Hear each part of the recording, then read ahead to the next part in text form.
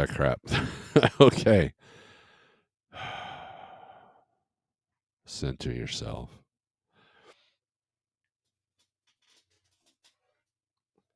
I don't know what it is about my computer sometimes. It will just like if I have it in sleep mode all night, when I go to finally use it, the internet kind of screws up. So I have to restart it. But then this time it wasn't in sleep mode. It was fully powered off. And yeah, so and yeah, the audio towards the end of the last video, I accidentally did not unmute my mic. So 9 hour live now? No, I don't think so. Probably have to take yet another animal to another vet. So, and I've got trucks that I got to get booked by the weekend. So, we got one booked through the weekend, but we got to get the other two today. And the weather's not helping. So, anywho, let's see if this is actually working. Hey, we've got internet. Yay. So, anyways, we'll let some people get back in here, do some shout outs. Gary, you said something about your truck. Did your truck get hit? How bad was the damage? Sterling, what's up? Mrs. Nevada, good morning, Snorelord in chat. Shoot, that was loud. Yeah, the audio is definitely working now. Sorry about that. I'm sure you guys are like turning up. Oh, why can't I hear him? And then I blast you. Stuart, what's up? Good morning. Fate Trucking, boom, boom. Desert Okie Pam, good morning. How's your truck running? Jose, good morning. Buck Brown, all good now, I hope, for now. Knock on wood. So, Nathaniel Green, what's up? Sorry, not Nathaniel Green. Nathaniel Grable. We have a park here named Nathaniel Green. That's where I got that from. Sorry. Provost, what's up, man? How's it going? Did you see my profit and loss report that I sent you? Gary, not bad. Just scraped up the fender out here in Joplin. Not having any luck in Missouri. Not having any luck. Oh yeah, because you hit the deer and now you got trucks hitting you, and yeah, that's. I mean, look, Missouri's not a bad place, man. You just for some reason Missouri's attacking you. Morning, Steve. Thanks for allowing me on your show yesterday. I can tell that training a trucker in the freight broker is not as easy as one would think. Yeah, I mean, definitely. There's what a lot of drivers don't realize is that we're just a small piece of this puzzle, and so are brokers for the most part. I mean, brokers are a small piece of the puzzle as well of the bigger picture. Oh, sir, good morning. I saw that you came in on the original video before I was able to have a chance doing the shout outs. Greg, what's up? Big Houston is saying hi to Provost. So it's good to see Provost, man. Provost is a good friend. He and I have hung out. I love his truck. If he said, "Hey, Steve, I want to sell you my truck," I would be tempted to buy it. I like that truck so much. So let's see. TL Stock, morning, and huge thanks to all the truckers out there. Your hard work is recognized. Well, thank you, TL Stock. I appreciate that. Big Rig CO, yeah, bitches. Pneumatic Brit, Steven Chat, morning, top of the morning. So what I was telling you before it all went to crap, that there are two types of people. One that goes good morning, and then the one that goes morning, or they go, yeah, it's morning, all right, you know, and that sets your mood for the rest of the day, right? I always so here's a little bit of management for those of you who are in some kind of management position, including yourself. If you start off like, I used to work as a cook at a nursing home. And I I had this boss that just hated life, hated herself, hated everybody. And she'd walk in the kitchen, and I'm sitting there, doing whatever I do, prepping food or whatever. And she'd automatically start barking orders. Like not even a hi, how you doing? Just she'd walk in, you go, "Hey, good morning, so and so," and she'd be like, "All right, make sure you do this, make sure you do that." It's like, "Whoa, calm yourself there." And now another restaurant I worked at, it was in their manager's um manual that they were required in the morning to say good morning to the employees. And it was something that I read in Dale Carnegie's book, How to Win Friends and Influence People. Is if you just start barking orders, that creates this dread. So even if you don't mean it, you say good morning. I mean, I tell about 20 brokers every day, good morning. In my email, I start off good morning, and then if it's afternoon, good afternoon. Sometimes I just use greetings, greetings in the email. And so just a little, and so if you do that to yourself, if you wake up and you're like, oh, it's morning, I hate mornings, it's probably not a healthy mindset.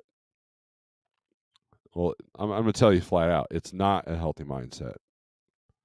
If you're your own boss, you have to talk to yourself like you would want your boss to talk to you. If that makes any sense. Will the Woods, Big Houston, post a link if you want to. LOL. I don't know. I don't know if I'm brave enough. CDM Freight Broker missed you on live here yesterday. Caught the replay. I had one question. Do you think the industry would be better with more transparency between shippers, brokers, and carriers? That's a good question. Leaving Salt Lake City today, Navistar sent 2 engineers to look for the problem. Wow. Jeez. Found the problem in the ECU and fixed it. Loaded with 43.5 of salt heading for Dallas. We shall see. Man, that's pretty bad when they have to send engineers to figure out what's going on with their truck. Typo, I'm currently training a trucker that's becoming a freight broker agent. Not easy. Brokering is more complex than it seems when you look at the low board. 70 prospects, 1 quote, lost out bid. Yeah. Anyone knows that trucks are getting cheap, dropping like a rock? Yeah, and they'll drop even more. January 1st is when you're going to see some really big prices because a lot of people will that are thinking about giving up will do it at the end of the year. For tax reasons. January 1st they'll close their doors and say, "Yep, it's been a nice ride." So, if you're looking to buy equipment, I would still hold off a minute cuz it's going to get cheaper. So, Max Force, good morning. Oh no, Mr. Bill. Morning, Steve and everyone.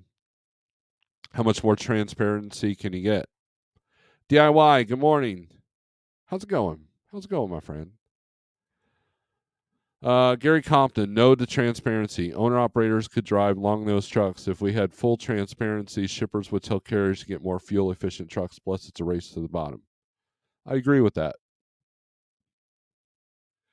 I have never, ever once had a broker ask me, well, what's your profit margin on this load? Why do you need $8,000? How much are you taking home? Do you go to the convenience store and ask them how much they really paid for that bottle of carbolicious poison that you've just bought? No. Would you sit there and say, well, you're trying to charge 2.25 for this carbolicious poison, and I know that you only paid 15 cents for this, so I only want to give you $1. Does that sound legit? Did you know that my cost per mile is different than Nevada's? Did you know that Gary Compton's cost per mile is different than Stewart's? I have a paid off truck. So does that mean that you don't want to give me the low because you know that I'm going to make a bigger profit margin? It's a very dangerous road to go down. I don't I don't care what the broker makes on it. In fact, if I have a broker that's got a great contract and I'm running 90% of my freight through them, I hope that they're making money so they don't lose the contract and they don't lose their business. Just like the broker should care if the carrier can make some money so they can have their dedicated truck on their freight.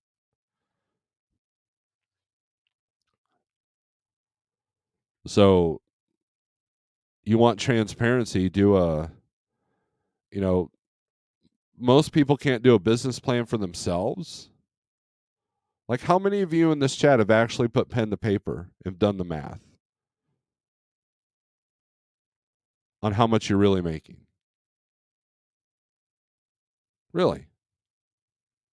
How many of you actually, if a broker did ask you, what's your profit margin, could you tell them? Well, on this particular load, I'm making about 25% profit margin. Probably not.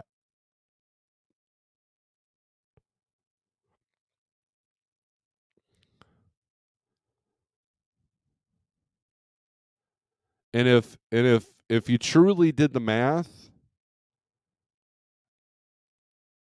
and you truly were worried about profitability, then your business decisions would be a lot different.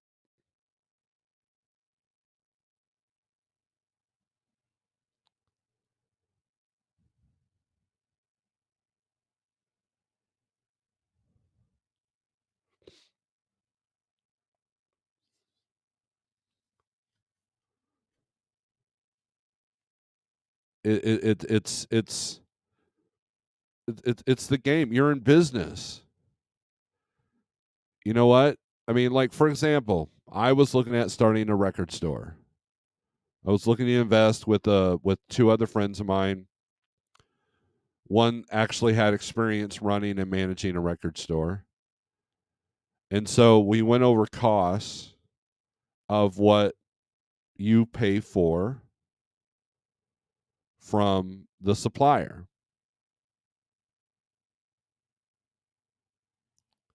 And not once did I think, you know what? I know you're only getting this for X amount of dollars, so I only want to pay this amount of dollars. If it's overpriced for me, it's overpriced as a consumer. And if you want to start questioning what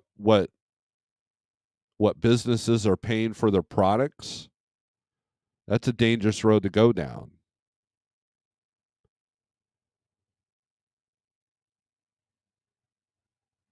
So it's this whole transparency thing, and Stuart brings up a great point. There is already a regulation saying if you request a contract between the shipper and broker, they have to give it to you. Do you even have time to request that? So if you are the guy that goes in and says, hey, come and go, I want to know, I want to see the invoice of what you're paying for this carbolicious poison that you're trying to sell me for $3. What are they going to do? They're going to kick you out of the store. And they're going to move on to the person that just wants the poison and leaves. Pays for it and goes. Now, here's where this comes from. This whole wanting transparency. People are hurting. People are struggling. Is anybody talking to the oil companies about their profit margin? No. Is anybody protesting that? No. And if you did protest that, the oil companies would just look at you and laugh.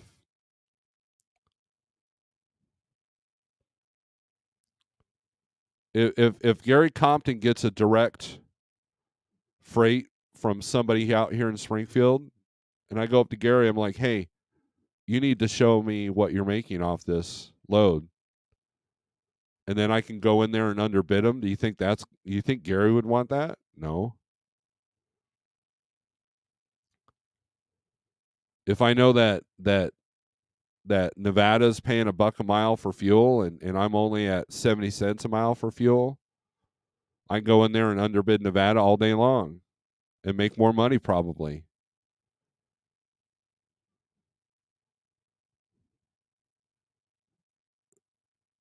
Do you think that the broker should know that? Do you think that the broker, if Nevada and I both call up and want this load, they're going to be like, well, why do you have to make so much, Nevada? Why do you have to make so much, Snorelord? What a stupid name, Snorelord.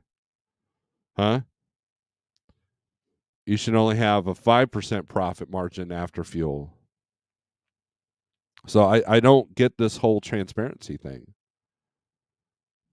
I really don't. So, anyways, that's my little rant for today.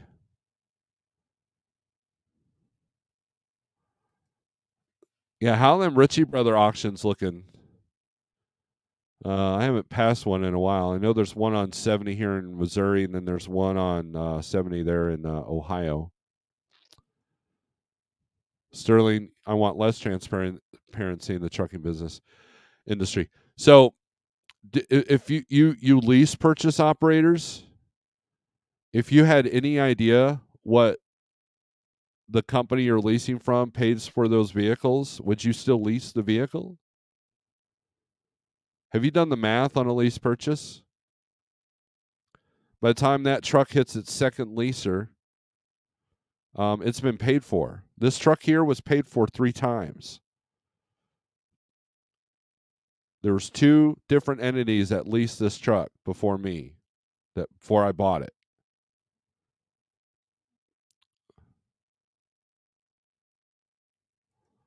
Sounds like January's time to buy a reefer then. Yes. Most complaints from truckers is the brokers are keeping more than they should, but no one is saying what the other is making. I've asked the HVAC guy about the wholesale price of the unit, and he just laughed. Right? CPAP, what's up? If I care what broker makes, I'm doing business insufficiently. Nevada's waving.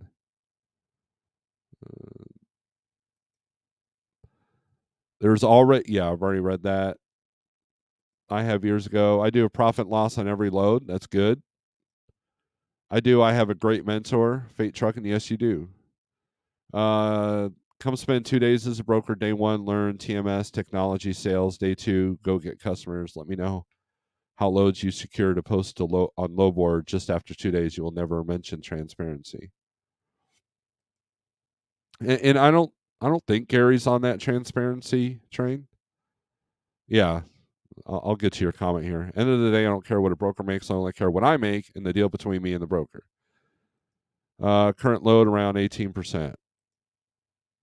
Oh, you don't deserve 18%, Nevada. You don't deserve that. That's the only reason I went to Pennsylvania or North Carolina in the past. Good times. Trailer brakes froze. Yeah, guys, it's cold out there. It's gonna get worse. Good aim, everyone.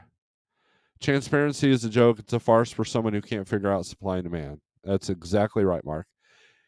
Oh, I'm not worried about transparency. I'm doing well. Wanted the other side's opinion. Most like Steve has said don't know their numbers and are going broke without even knowing it. This is true. See, I knew Gary wasn't on that train because he's a smart dude. I mean, the guy had a Schneider Finance truck, completed the lease, and then he went over to a spot market company. He's been doing well ever since. I believe you're on your second truck, right? Pneumatic brake. I never set my trailer brakes in the winter. Only set the tractor brakes unless you're on an incline.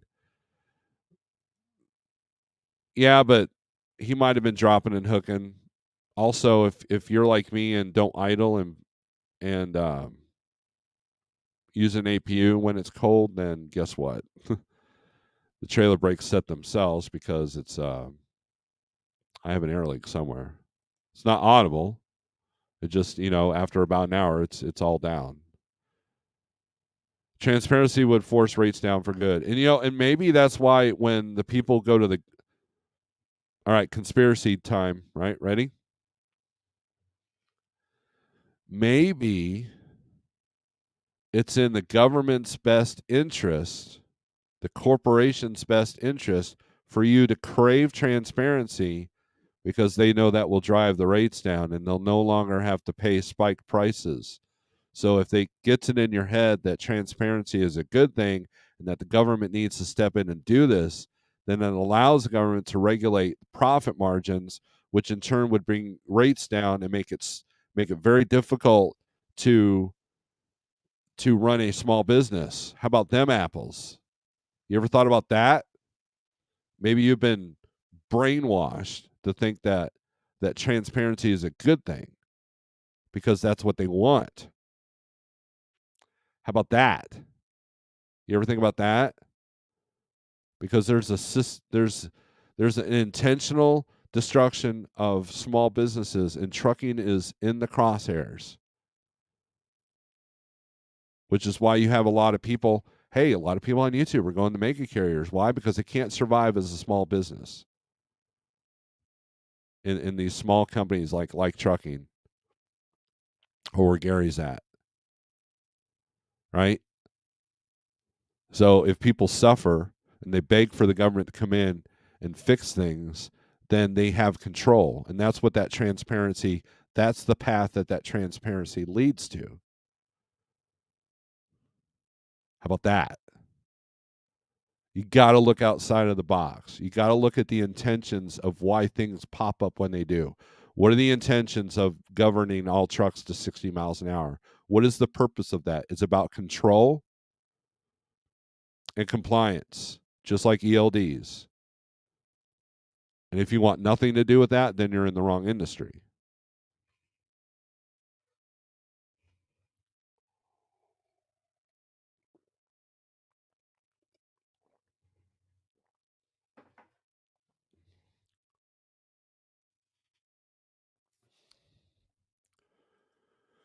Brokers don't care what your costs is if you make your truck payment, they don't care.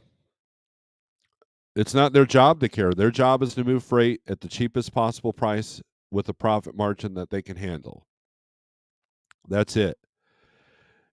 Because if brokers cared about your cost, there would not be any loads for less than $1 a mile out on the load boards because that is not sustainable. Transparency is just people refusing to accept responsibility and wanting to put blame on someone else. Absolutely. Problem for me is I'm tanker and the acid is rolling backwards and forwards, so I have 45-2 moving around, and truck brakes alone won't hold the movement.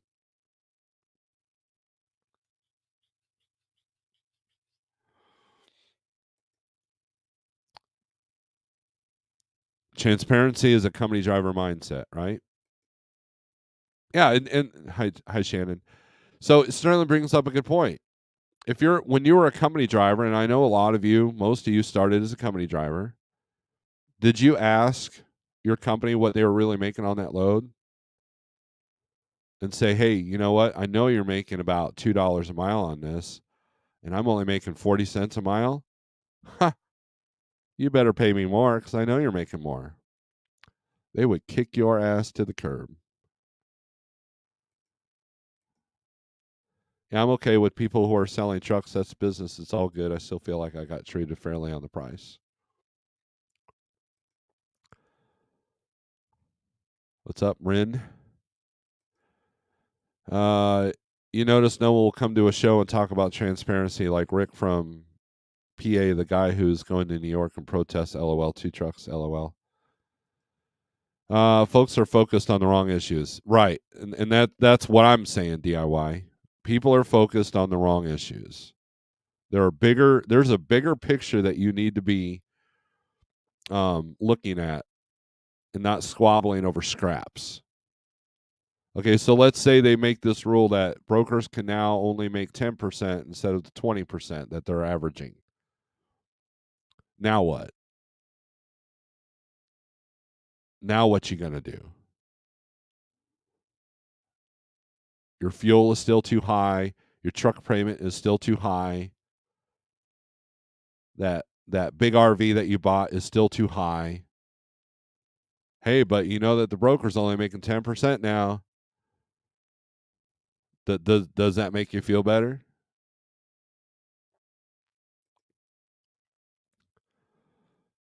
You're a van super trucker.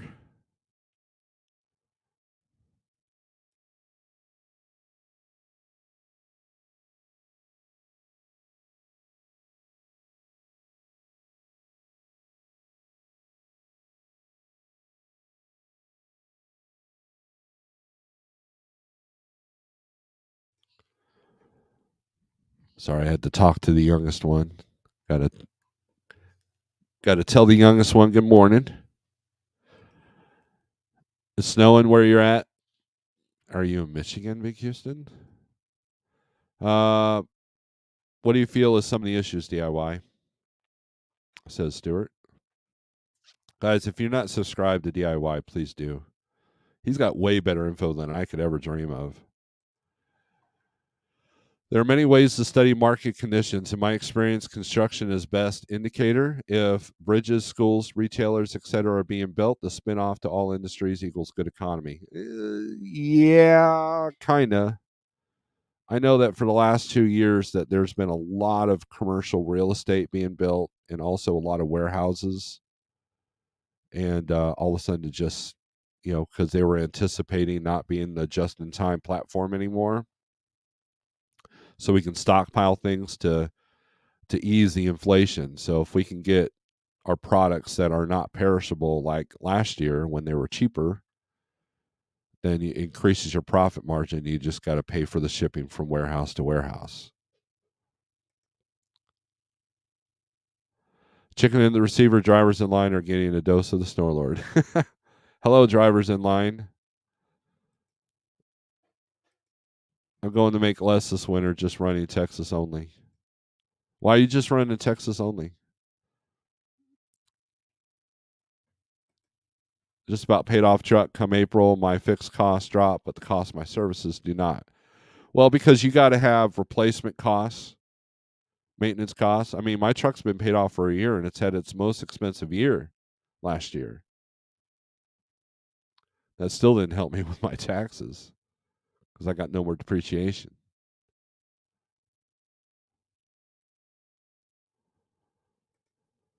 Look at you. I enjoy tinfoil hat, Snorelord. Bring back the icy. Thank you for the $22 there, Sterling. Rolling to Laredo, ETA on time. Listening while rolling. Be safe. All love you all.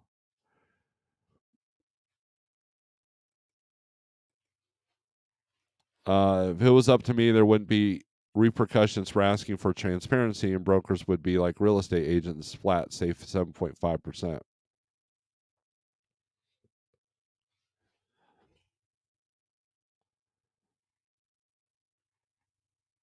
I don't even know where to begin with that comment, Nevada. Again, what if the government comes in and says you can only make 7.5% profit margin on your business? Real estate's a whole different ballgame, right? And how many times are adjustments made to the price of the house to increase that 7.5%? You're just rearranging numbers in a different way. This transparency is, and then the set rate.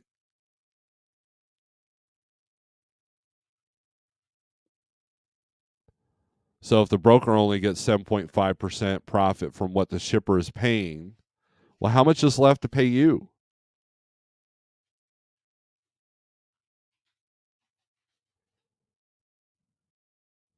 because Landstar does that. I believe Landstar is a set percentage that they make.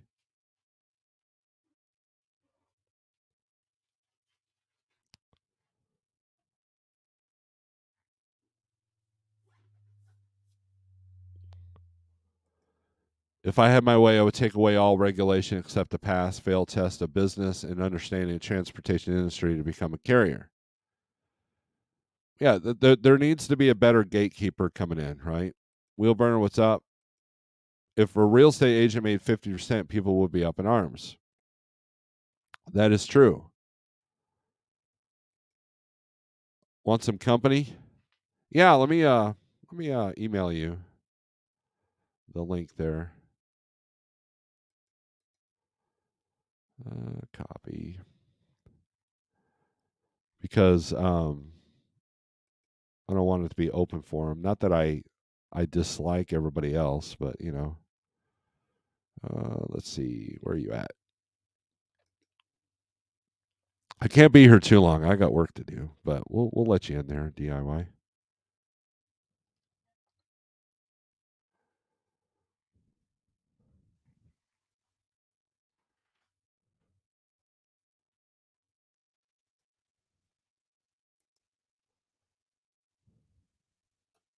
There you go. I just emailed you the link.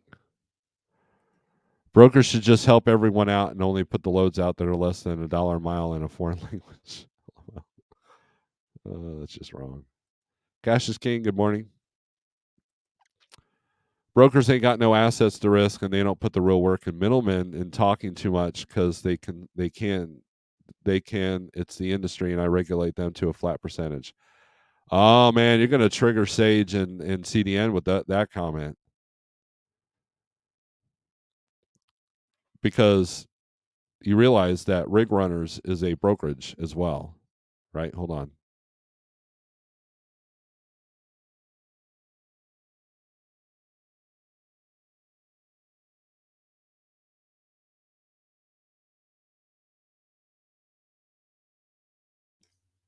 All right, I'm back. You're going to trigger. Nevada's going to trigger. TBT, good morning. I have a question for CDN. Have you discussed with the widget maker what percentage of their cost is transportation? That's a good question. And James, here's my thoughts on that question for myself. I mean, I know you're asking CDN, but I'm going to add my 2 cents because it's my channel. Um, Transportation cost is another cost. So if you have a pencil pusher in the office that is like, we need to cut costs down, they want transportation as cheap as possible. And they want the carriers and the brokers that can make that possible. Because if you're shipping, 100 widgets to 100 different places, you know, that's that's where the investment comes in with what Nevada's commenting here. They do have assets. They have leases, they have buildings. Hell, there are some brokers that even own trailers to service their customers. Keep on rocking and trucking. Good morning, all, says Samuel. Thank you. Nevada, that alone shows me you don't understand what a broker does. Look at Stewart go. Seeing go by 180,000, spend months away from your family fighting people from staying out of your pocket. With all due respect, CDN, you ain't got it like drivers. At the end of the day, after all the fussing's over, it's still just trucking. It's been that way longer than you've been born and ain't going to change. Money talks. There you go. Thomas Wilson just put it all out there.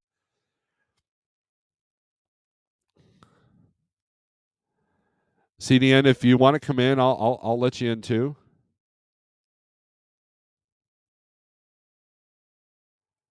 Don't know the guy. I heard he's the guy to blame everything on him. There are good brokers out there, but a lot of bad ones. And I don't know, Nevada. Have you watched CDN on my channel and the level of professionalism that he pays his carriers and the level of professionalism he shows his drivers? What is up? Speaking of brokers, what's up? Hold on, let me get my adjustments made here. I can't. Oops.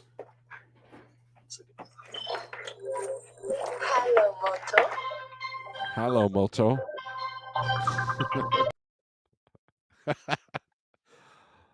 uh, good morning, Mr. Wilson. Nothing winning. Eating, asking for regulations, literally asking the government to stick its nose in your business. Disgusting. Real estate agents work a lot to sell a house. Low brokering is the same. LOL, Nevada. Have you ever been a broker? Do you know much? How much? Yeah. Do you know what the bond is for having a brokerage? Do you know what the risk is for having a brokerage? You're moving tons of money. Also, Nevada, you're going to trigger people. Are you ready yet?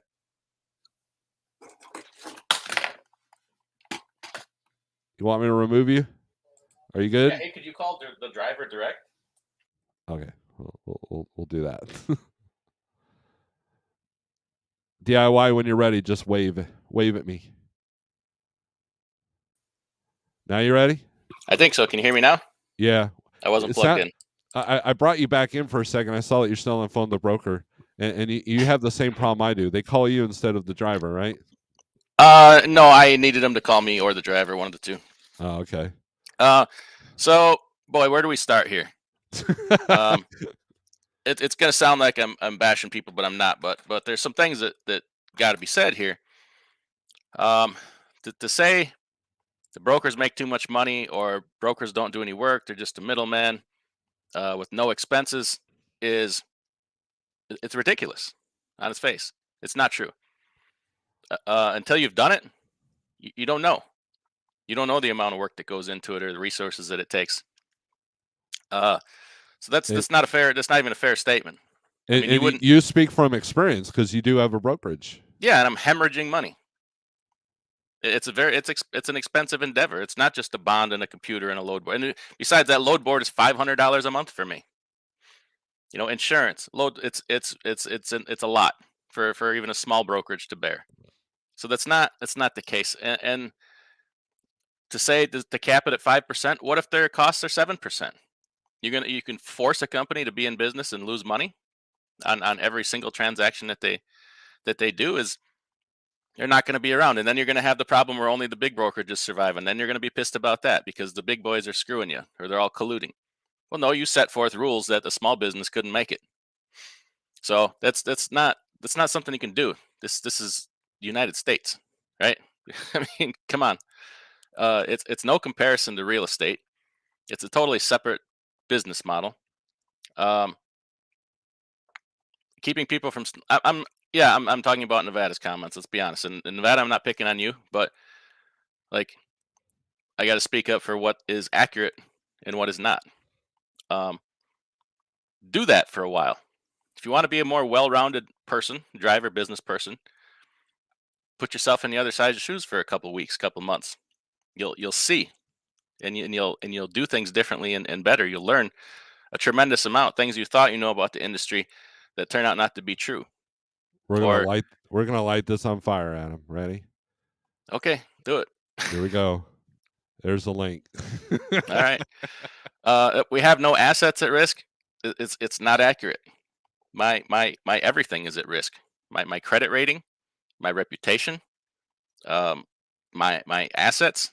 I mean, I can be sued for something that a driver that I don't even know didn't know 15 minutes ago. He loaded my load and did something on the road. I can be held liable for that. Mm-hmm. That's an enormous amount of risk. Okay, I want to go to another comment here. Let me find it. As long as we're okay. Trucking is a volume game. That broker makes 5%. I'm only making 15%, and I got all the risk with the equipment, driver, and pay insurance. I'm sorry, but you did that. You did the 15% thing. You bought that truck. You run your business that way. I have a truck that's operating on over a 70% margin right now in a market that people say is just awful. You can do that. Go do that. Right? Don't burn everything down because of a decision you made. And you're probably gonna be pissed at me and shit talk me for it. I'm sorry, but But somebody has to tell you, like, you did that. You set yourself up to make a 15% margin, right? And you're a team. You should probably be on a little even better margin than some of the other guys. You can make changes to get yourself off that 15% margin. The sooner you realize that you are in control of that, only you can change your life. Only you can change your business. Don't try to bring other people down because you won't change, right? You can do that. So go do that. Right? And I see your video saying that you're thinking about stopping doing it. Man, there's a lot you can do before you put yourself to that point where you have to stop doing it. There really is. So it just I want the truth to be told here, right? Let me And I address this comment. No okay, offense to you, Snorelord, but there's owner operators paying 10 to 15% or more for a dispatcher, and they're complaining about 10% to the broker. that's That, true. To a it, dispatching service that isn't even in this country and has no idea what they're doing. I send right. people to Snorelord all the time. I think I forget. I don't know what you charge. I don't even want to say it, but I think whatever your percentage is worth it because of your experience and I know what you do. Yeah, if you're paying 10 to 15% for dispatch, I know Jackknife's not, but if someone look, if anybody's watching this is paying 10 to 15% or even 7%, you're paying too much. So go ahead. Sorry. No, Big Rig CO, what's up? James, are you in? Yeah, can you hear me? Yeah. Look, I got just 2 points, and I'm driving in my car because I'm home. But just two things. First of all, the idea that you're going to tell a broker is like, they're going to pass regulations, and now the broker, instead of taking 20%, has to only take a flat 10%. And the idea that the shipper is just automatically going to pass that other 10% that the broker is now not taking onto the driver is ludicrous on its face. They're going to say, great, we just got a 10% break. Yep. Exactly Period. right. That's the end of it. There's no way that money passes to the driver. That's Nope. ridiculous. Secondly, if your business model that you're currently running under via your specific costs for your specific business are relying on other businesses to curtail their business model to make you profitable, no offense, and I apologize for the language, but you're fucked and you're going out of business. Fucking get rid of it now before you completely sink yourself. That's not how business works. You don't get to curtail how everybody else does business to make your little business more profitable or even your big business more profitable. You have to curtail your business to fit within the industry to stay profitable. And if you can't, then goodbye and good riddance and good luck. Go be a company driver. That's reality. Anyway, that's all I got to say. Well said. Big Rig CO, he don't let up, man. He's been a good friend of mine. Stuart, what's up? What's up, man? No, there's a lot of things being said, and I think, regulating people is, first of all, it's un-American as hell, right? I mean, that's the most un-American thing, regulating people on what they can do and make and stuff like that. But I and this is not a dig at Nevada by any means, but it's the fact that he made that comment just struck me the wrong way. And when you can be shown a way, right, to just save 40-50 cents a mile in fuel costs, but you're going to die on a certain hill that you probably shouldn't die on, it's a choice, right? It's a choice. And look, I respect his choice, and he has that freedom to do that, right? It's, once again, joys of being in America. But don't penalize everyone else, for your decision. There is a lot bigger fights, I think, in this industry. Double brokering. I think that's something that carriers and brokers can all get on board with. The amount of, excuse my language, but freaking shitbags out here double brokering. I mean, and there's penalties for both people, right? I mean, a broker is got a lot on the line. Carrier has a lot on the line when that sort of stuff goes down. No, you're right, Stuart, and that's what you asked. What are some of the issues, and that is one of them: double brokering, foreign brokerages, FMCSA officials taking bribes against enforcing laws from certain carriers and not being punished for it. The government turning a blind eye to it. Them continually turning a blind eye over and over again to CDL schools that are selling CDLs to people that have absolutely never even seen a truck. There's a lot of things you can go on these issues. In a bigger picture, a total mismanagement and destruction of a country's economy and an intentional attack on our industry through energy. It's in the green energy policies. I mean, you can get a real big picture here. So the comment wouldn't let me type all that, so I wanted to come on and say all that. But there's a lot more. There is, and it goes look, trucking as well. Could I just say a few things, Stuart, because I'm the one making the comments in here and stirring up the roar's nest. First off, I want this to be a discussion. I'm not in here saying that brokers are evil. Look, I'm not an idiot. But there's a sentiment there, and for it to be shut down with free markets and capitalism,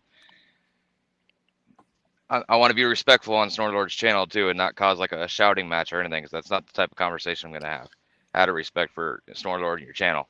Well, thank you. I appreciate that's just my personal opinion. Okay, I think that brokers should be regulated to a certain amount of profit margin, and I know there's a lot more that goes into that, and a lot of skin would have to be taken off brokers' backs and responsibility. Like you guys mentioned, a bond, and I might be speaking out of my ass a little bit on some of this stuff, because you're right. I've never been a broker.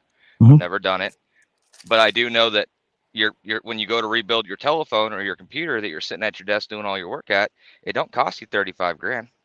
When you're going down, you're on the phone call, it's not like you're gonna have a $600 tire go out on you. You're gonna be like, hold on 1 second, I gotta call roadside. They're gonna come fix my tire for me. I mean, there's a lot more.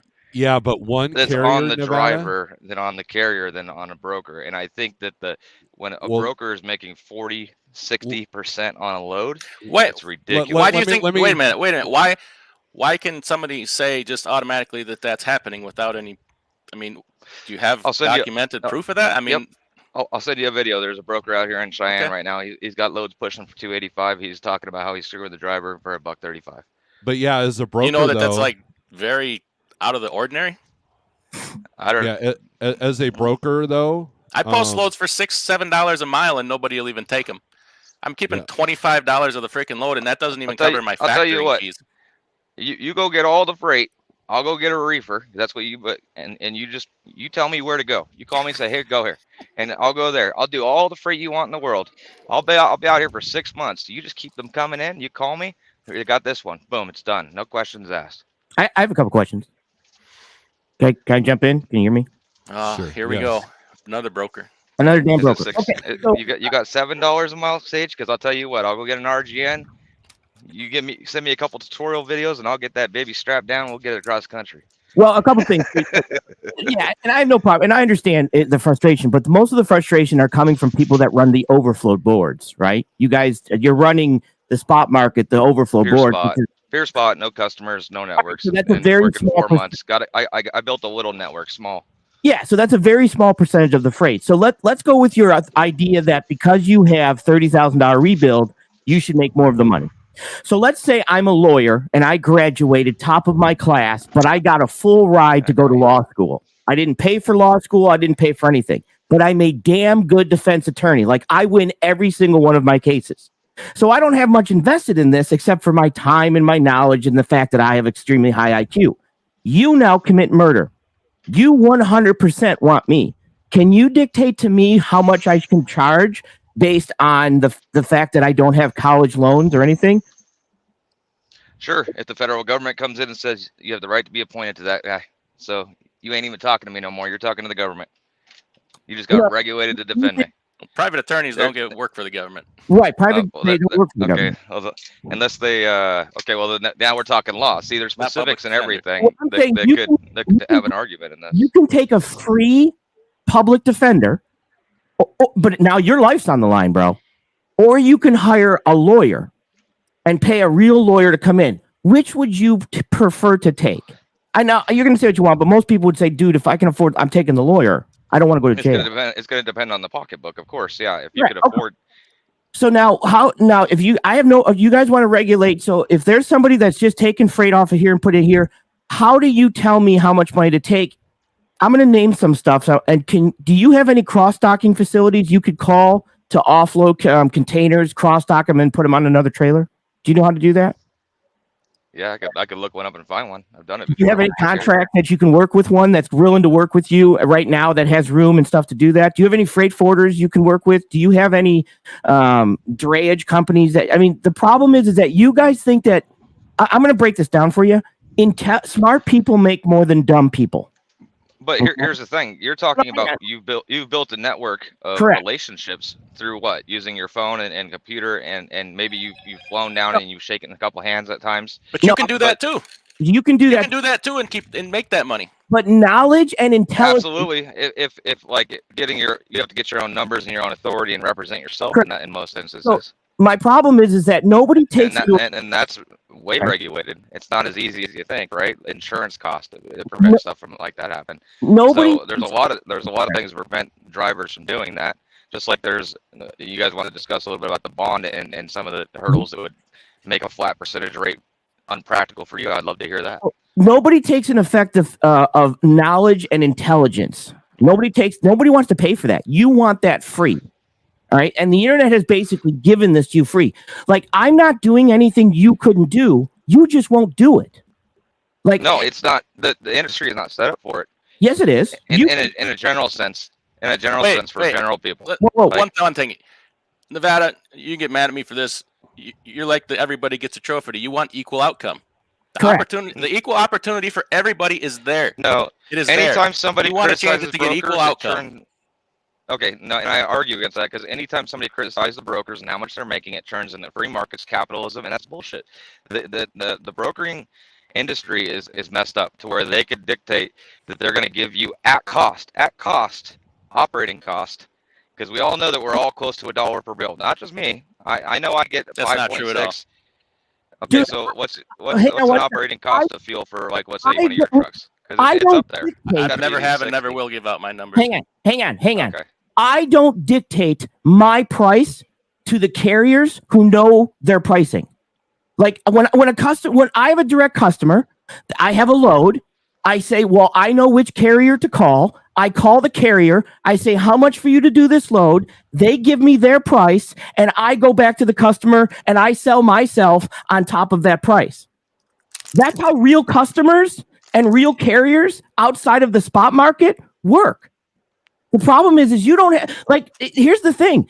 If you had a real customer, you would understand that, because that real customer would put you in your place. A shipper would put you in your place. I'm sorry. The shipper will put you in your place. Like, the problem is that if you think you're going to cut my cost and it's going to go to you, a long time ago when I first started, I did this with my carrier, and the customer said something to me that I'll never forget. I've told this story. When I said, well, why don't we split the cost for the broker? He says, what are you doing more? What are you doing more that you have the right to ask for more? You were hauling the load for $1,000 a week every single week. Now, because we cut the broker out, I'm going to pay you more? No. They'll try to pay you less, actually. Yes. You're not doing anything more. You want to be paid for services. I'll give you here's a sponsor fee. Here's an extra $50 for doing this one time. But I'm not. You don't think CFOs and shipping managers answer to CFOs? You think it's blank checkbooks? If they eliminate the broker, the CFO is going to say, well, just keep paying the carrier what you were paying them. You're not giving them extra money, because that's how businesses work. It's not fairness. It's business. And until you get a real customer, you're not.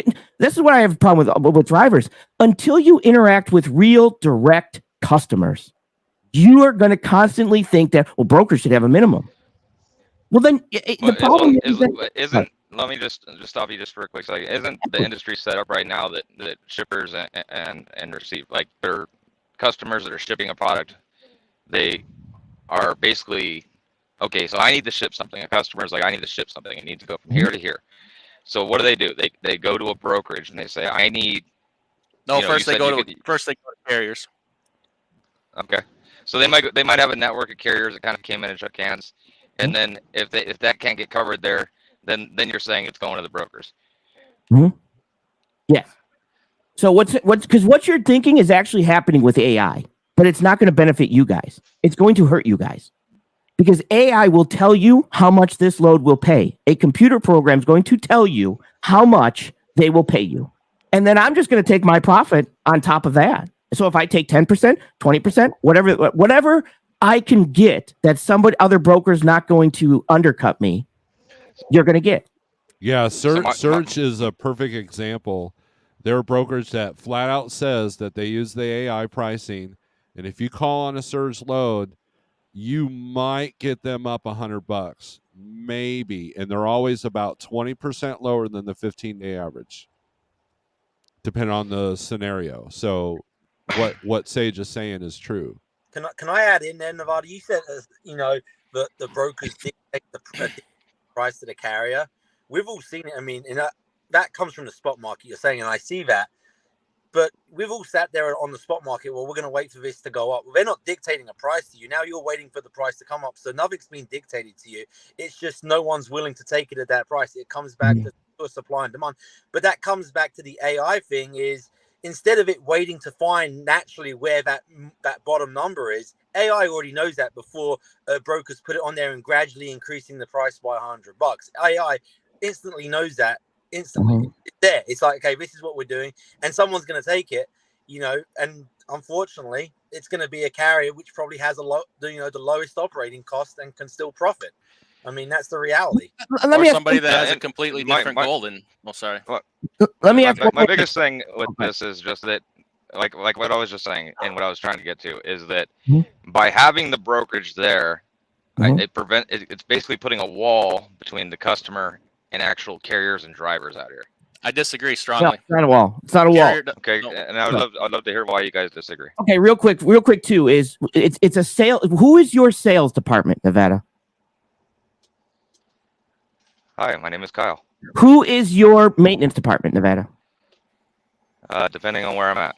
Who is your your maintenance department, not your mechanic, your maintenance department. Nevada, basically what he's saying is you're running the whole ship. You wear all the hats. Exactly. Correct. I know I'm wearing all the hats, and I would love to wear the broker hat too.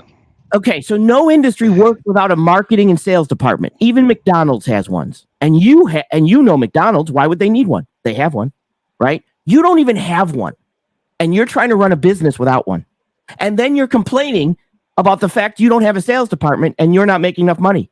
Hire a salesman, Nevada. Hire a salesman and let me know if they'll work for 5%. Let me know if they'll work for 10%. It's never going to happen, right? You could not afford me. You personally could not afford me as a salesman. I'm telling you that right now. Now you can overall as me as a broker, but you couldn't afford me. I can tell you that right now. People underestimate the value of the sales department in any business or trucking, especially trucking. It is top 5. It's top 2 maybe of that company succeeding or failing. It doesn't work without sales. No, nothing does. No business does. There's a reason why the salespeople in every company are some of the highest paid. Now, my question for everyone here is: what is your profit margin you shoot for? Not how much per mile. How much profit do you get on every load? Do you even know? Yes, I want 20, a minimum 25% is what I'm looking for everything, right? Yeah, I want 25%. Okay, so that's after payroll. That's after that's cost. That's after. That's your profit, right? So what's the profit you want to limit me to? 7.5% sounds like a good number. Okay, 7.5%. So now that's 7.5% of rail warehouse. Sounds arbitrary. Right, rail. Like just to say, we'll say 7.5. Correct. It doesn't take costs into consideration. Anything else? It's no different than the government saying 60 miles an hour for speed limiters. It's an arbitrary number. It's an arbitrary as saying 70 hours a week. It is. It's just there's no science behind it. There is no science behind it, but it's getting the conversation started. That that's why I think it should be. Okay, perfect. That's how I feel. I feel like the driver out here who puts the time in, who buys the equipment, who pays for the tires, who's in the maintenance department, who's in all these other departments except for maybe sales gets outsourced a little bit, right, with the brokers, because all of a sudden you're my sales department because you're talking to the customers and you're getting the contracts, right? Right. And so can't there be a percentage limited to how much you're going to be getting out of that for sales? If you hire me as an employee, you can now dictate my pay. Yeah. So hire a salesman, Nevada, and then you can dictate their pay. I'm saying just like the federal government likes to regulate us with arbitrary speed limiters that are upcoming next year. They like to do it because people go to them and say, please do it. Correct. Well, see, here's the question I have, Nevada, and I didn't mean to open up this big can of worms on your show, Snorelord. I was just asking a question, but You say you want That's your fine. profit margin at 25%. You want the broker's profit margin to be 7.5%. So that comes up to 32.5%.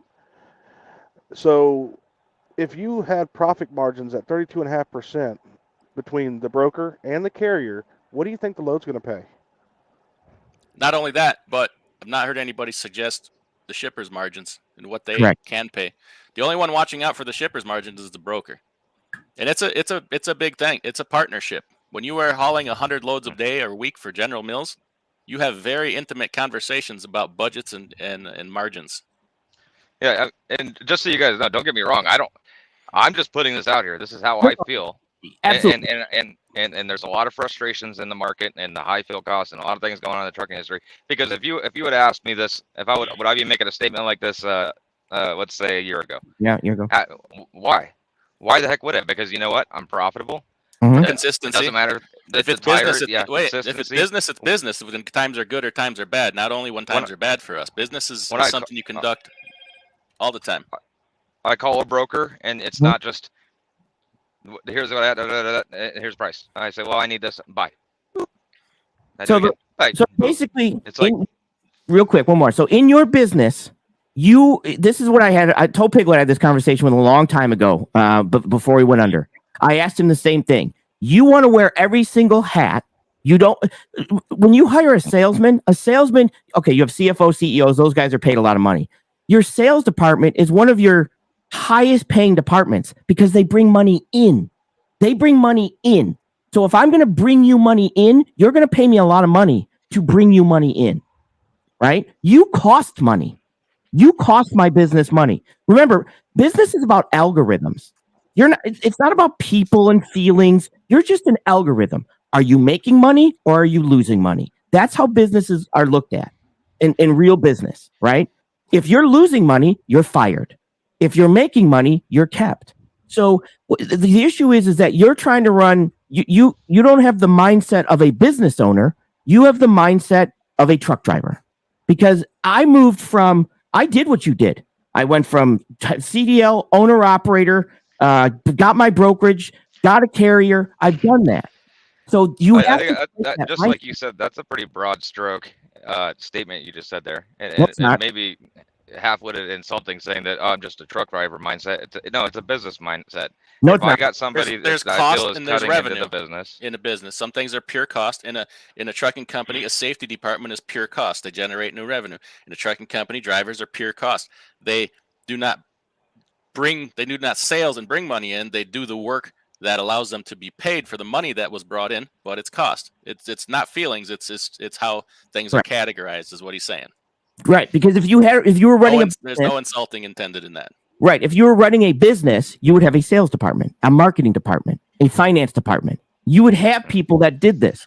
Like you're behind the wheel. Go ahead, Rob. I was going to ask. So Nevada, whether in the trucking industry or before the trucking industry, because I don't know your background, have you ever negotiated and managed a national account or any sales? Have you ever completed a sales process? No sales. Then this conversation is over for me, because I'm not a trucker and I don't respect it. But here's the thing: I'm not an expert at being a trucker. I've never said I am. But for you to stand there and sit behind the wheel and tell all the brokers about how we're useless, basically, but yet you wake up every day and your income is 100% derived from those load boards, and you've never ever called a shipper and dealt through the entire sales process, and you haven't gone through that, you're not in a position. I'm sorry, but you're not in a position to give that advice. That's the plate of cookies that we as truck drivers were given. Yeah, but I'm saying, like that's just Nevada, like it's not like you have a solution, Nevada. You're self-dispatching. You shut down. I'm telling you. I'll tell you why. Because I'm training someone who is a trucker for 17 years. Okay, he just switched into becoming a sub broker for me. Guess what? He called 70 people yesterday. He got a live quote first quote. His first one. This is day 3 for him. He got his first quote request. Okay, got him. We got 3 different quote requests, all from. It was a load from $5,000 to $8,500. And I gave him some ideas on how we went with the middle one because we felt they had the right equipment, the right timing, and everything else. And what was the response from the shipper? Too high. What do you think? I know. His price was too high. They went on the cheaper option. Boom. We've gone with the cheaper option. So Same thing before that we you've deal with gone, out here. You're a trucker. You're an expert. You know how to be safe on the road. You know how to manage equipment. But you, as one truck in this big, massive trucking industry, like you go take a shipper, go spend time calling shippers for a week, and then come back here till you've actually negotiated. Because I'm not gonna judge about operating the truck and your cost of operation. That's what this is not about. It's about that we have people making assumptions about things we don't know. If you can say, hey, before I was a trucker, I was an accountant. I know what it takes. I ran a national account. Have you, I'm not an expert, so I can't say I've been a terminal manager for a big trucking company. I've done lots of. And one carrier sorry can cause you to lose that national account. I know somebody that happened to. So my point, Nevada, is before we go down this broker hate trail, because when you were happy that the rates were high with what you felt were good, you never complained about the brokers. So the point is this: stop. Let's just stop wasting timing. I'll finish my point, then you can go. Is that I want you to go out and call direct customers. You're self-dispatching. There's no reason you can't. So long as your company or whoever, how it works, you have to get credit, have a way to check the customer's credit, verify that they have freight, do this, and then you can come back here and tell us brokers how to do it better. Okay. One sec, Rob, real quick. Do you have a load board? Because I can't find mine. Do you have a load board that you can pull customers' freight off like drivers do? Or are we kind of the type that if we don't have any customers, we make no money? I might have lost Rob. Either way, you have you're talking about for me? I thought you were asking Nevada. No, I'm asking you, Rob. Me and you, we don't have these load boards. No, I have to go out and get my customers. Right. So and I know that you're going to think that, it's all cushy. Guess what? I drive a 2012 Dodge van with 195,000 kilometers. I got 3 kids. Well, let's put that in English. That's 100,000 American. So it's maybe 100,000 miles. But ask my kids and my wife. I have not had a sick day in over 10 years. I've not taken a vacation in 10 years, Nevada. Me neither. Okay. I've gone on vacations. Yeah, I went to Mexico. I worked the entire time. I do not make any money. There's no way for me to make any money unless I have a cut. You have a load board. You could go on a load board and make money. I don't have that. So if I don't move freight, there's no board for me to pick my freight from. You can ask my wife and kids how cushy. Do I bust my butt and ask them how much? Yeah, I cut out at 3 o'clock every day. I don't work on weekends. I don't work in the evenings. God, I wish. If you spent a week with me, you would change your mind about everything. Until that's what I'm saying is, if you had to go start cold calling. Are you inviting me? No. Let's go. Let's learn. You're going to teach me the ways of the brokering. Well, okay. Sell the truck and I'll become a broker. That's what's going to happen. I can't do it this week. No, we're having a discussion here on the phone here. I'm saying, have you ever is your company been coaching you about the dispatching process and mastering that? What about the sales process and getting customers? Have you ever gone through all that? So until you've gone through that, and then you can bring your expertise in how to actually do it. That's a this guy right here, Stuart. He's my go-to. If I ever have a problem where I'm like, oh, here's my first carrier packet, I got him on the phone, and then never mind, my company. Okay, but he's not. Stuart's been helping me out. That's the point. Right. Yeah, I know. I'm out here on my house just figuring it out, and having the discussion about you. Like the 3 of you guys are all brokers, okay? And there's a difference between a good broker. Yes. And a bad broker. Yeah, but DIY. Hold on. Let me tell you. I'll tell you guys a little story, and you'll DIY laugh. is also a carrier, so he sees both sides. Mm-hmm. He has truck drivers. He is a truck driver. He sees both sides. But go ahead, Rob. I'll tell you a quick story about the difference between good and bad carriers. So I have a carrier. I'm doing a power only for. This is a big load. Like we're talking $8,000-9,000 to the truck. Okay.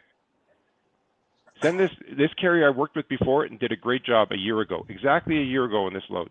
This time around, I didn't go to the load boards. I have integrity, and I went back to the same carrier. Mm-hmm. I gave them first right. Said, we did this load last year. You did a good job, and can you do it again? They came back and said yes. This past Friday was supposed to be the pickup day. I called them at noon. They didn't call me. They were supposed to be there at noon or 1. Then they say, oh, my driver had to go to the hospital or had some medical problems. Okay. So I had some compassion. I emailed, called the site and everything else, explained the circumstances. So they said, are you going to be able to? Will you have another driver for the load, or should I be trying to recover it? Give us. I think we can do it. But I did post it at that point, just in case, because they wanted to pick it up Monday. Saturday, I called the carrier. Will you have it covered or not? Because I had to find other options. There's no one calling me on the load boards about it, so I phoned carriers I know. I found an alternative option. They called, yep, Monday we'll be there. So I said, what time do you think you'll be there? Oh, about 10 o'clock. Great. I can do all my stuff I'm supposed to do. Monday comes. It's noon. No calls, nothing. And it was about noonish or so, a little after. Oh, the driver's en route. En route where? Like, this place is 5 hours from the nearest city. So what does that mean? Oh, well, this blah, blah, blah. So long story short, he gets there at this place. The driver gets there at a certain time. Oh, no, sorted out. Monday. This is Monday. So this is how it comes down. They said the driver's en route. Okay, how many hours are you still away? Because that didn't give me no clarity. So I'm digging into this. I find out through questioning, on their own accord, they called another carrier to go pick up this trailer. So they basically rebrokered the load to another carrier without telling me. Their intent was, so I get a hold of this carrier, because this carrier that they use, I finally had to push them and say, you're going to tell me whoever this carrier is, because I didn't want to, at this point, I would have canceled the load to this carrier, but we're in the 11th hour. So I thought, okay, if this carrier is just going to pick it up, bring it back to the major city, they're going to hook up to it and take it the rest of the way.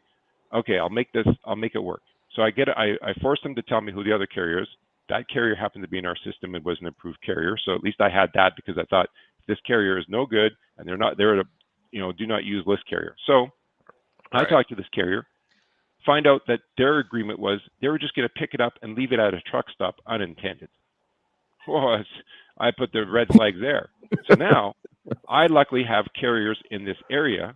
I have a strong relationship with a certain carrier, and I call them up. They have a yard. I explained the circumstance. I said, charge me a fee if you have to. They said, no, we'll help you out, Rob. We have a spot, you can park it. This driver's, okay, so now I'm in contact with the driver from this company. Then he calls me. Oh, I got a coolant leak. Really? Yeah, right, you do. Right, he's got a coolant leak, so it doesn't show up. So then I tell the site that, the truck has this coolant leak, so we don't know if they'll be repaired in the morning. And I said, we're going to have a backup driver coming in. They're going to leave at 5 a.m. to come pick up. Well, by the time he got there was, 1 or so. This driver gets to this location, a site, and he's banned. He's not allowed in there. So they could have, but the whole issue was all because of this carrier's lack of integrity, lack of communication. I asked all the questions. I had all the instructions on there, nothing. And so I had to pay my local carrier to go. It's just been a nightmare. And so to say that, are all brokers equal? No. Are all carriers and brokers are not equal? There's good and the bad. But the point is, it doesn't matter if it's you, Nevada, or anyone else. If we're hating on brokers, if brokers hate carriers, well, they're in the wrong industry, because they need trucks. And if you're a carrier, you don't need brokers. You don't. Oh. You absolutely don't. Because the question would be like this. Why hasn't your company that you're on with have an outside salesperson making 7.5% commission finding freight for you guys? Why? That's what I would ask. Because until you get out of the truck. Here's what I tell, because in Canada, there is no self-dispatching. The dispatchers, the owner-operators have the right to refuse a load, but the dispatchers, guess what they say? Oh, I got to call my owner-operator. And they'll say, oh, the owner-operator sits behind his steering wheel, punches some stuff in his smartphone, and says it's too cheap. So then I say to them, do this for me. Talk to your owner-operator. Can we get him on the phone? Oh, no, he won't do that. Right. Oh, why not? So I said, okay, tell your owner-operator this. Start calling his direct shippers, and when you tell him, when he finds his own customers, don't forget the following. He's got to have good credit. He's got to pay the rate that the owner-operator wants. He's got to have freight available when the owner-operator wants. And when you match all that up, tell me, and wherever that owner-operator lives, I will send the owner-operator and their significant other to the nicest restaurant for a dinner. And I'll even, if you want, I'll even throw something else in there. In 16 years, I have never been taken up on the offer. I'll throw that offer to you, Nevada. Go ahead, if you go out and get that customer that has good credit, freight when you want, and we'll pay you the rate that you want. You come back on Snorelord's channel, and I'll send, I don't know how, but I'll get you and your wife, I'll send you $200 for a nice dinner. Go ahead, DIY. DIY wanted to jump in. Oh, sorry, I'm just working here while we're doing this. I want to go back to just a second when you asked about, when my phone breaks down, it's not $30,000 to rebuild it and these other things. You're right. You're absolutely right. It's not. But you're making the case, I bought this truck, I did this, I spent that. You set that up, you did all that to play in the spot market. That's, what you did. It could have been to lease onto a company with contract freight. It could have been this, it could have been that. That's where you chose to enter. This is what it is. This is what it's always been. This is what it probably always will be. It's not what people think it is. People got a total misconception of it over the last 2 years of it's just a gold mine and freight pays this. It's the leftover freight that they couldn't cover with the carrier. It always has been. It's not intended to build a whole business model around. And then, I guess my real gripe with the way that it's set up, right? And like I said, I'm no expert, is the fact that the access, like, imagine if there was like a board where just all the customers went to. Never. Right. They don't want that. Never going to happen. They don't want it. No. No. Why don't you think that would? Why not? You think they want to deal with 400 carriers calling a day when they can make one call to C.H. Robinson and say, take these loads, take these 50 loads? Shippers are in the business of manufacturing, selling, and marketing their widgets. They're not in the delivery business.